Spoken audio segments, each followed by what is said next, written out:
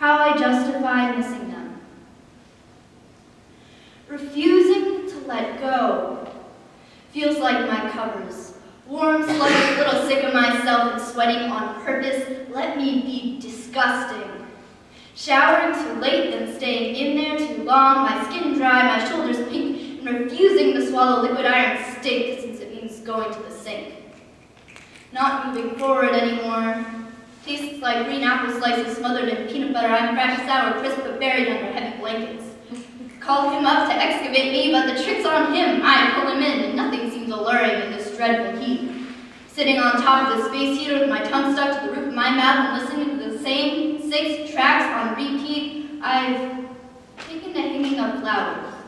I tie them up in bundles, let them dangle from my curtain rod by a string. My sister said they'll hold their color that way, but can I hold my life still this way? Letting memories stack up like dirty laundry on my bedroom floor, I bury myself in pages and pages of words and faces, trying to hold them still in teetering stacks and hardly opening the door for fear that the world will flounder in an avalanche of fossilized flower petals. I've been thinking about my grandfather's hands and how we never know the end to our own stories. 2 bones stuck out of his shortened thumb, and as a child, I used to touch the ends with wonder as he worried about the way I ate and how I let my cousin boss me, and the illness he somehow foresaw, like one who reads the body when his hearing fails, one who read his own future in our faces.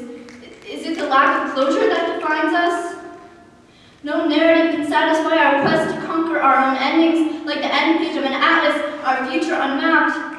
And I've spent so long just trudging along, falling in love with contour lines, her wrinkle lines, his fault lines. Each flaw in the geography of our friendship is a fissure I traverse with pride. But the future isn't what it used to be, and we walk these paths with eyes shut for fear of reaching parking lots too early. I resolve to push on while I take as my roadmap the constellation of circle-shaped scars on my inner arm, because I tattooed it there when I was 15 and striving for a way out, and the skin has never felt the same. One for the hurt, one for the hope, one for the victory, and one clear indent to remind me that the path they paved to my heart with a line was hard to find, but one with a hand to hold mine. And today, I fell in love with a stranger's face on the subway, the way she held her eyes shut, her face scrunched, the whole weight of Boston centered on the furrow in her brow.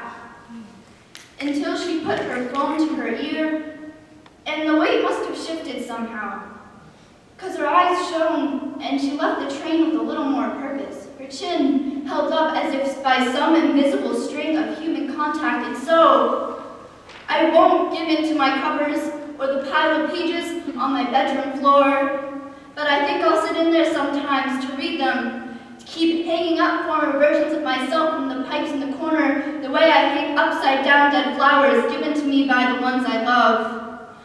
I learn to love the wind at my sides as I run away on unsteady feet, even as I long to be still. I'll find a way to focus on wet, pounding limbs, aching lungs, but not the end, or a new beginning. Let us fill the gaps with noise, no more empty spaces, no more missing pieces that leave me incomplete when the things I must put first in my life are not the ones that are first